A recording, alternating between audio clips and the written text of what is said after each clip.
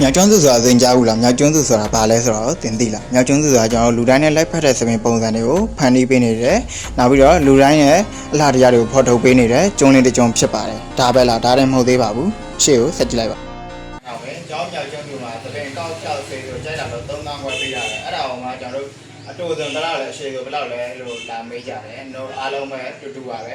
ဘယ်လောက်ပဲတူတူဘယ်လောက်ပဲရှိရှိဒီလောက်ကြီးရှိရင်တော့မှလည်းကျွန်တော်မြောက်ကျွန်းစုမှာ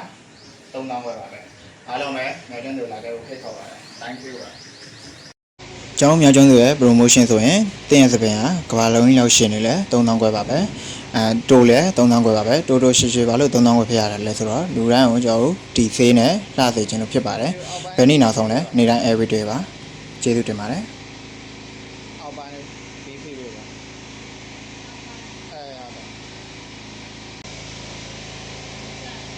ရတယ်ခုနကလိုလေတပင်လေးပြန်ကန်ပြီးပါ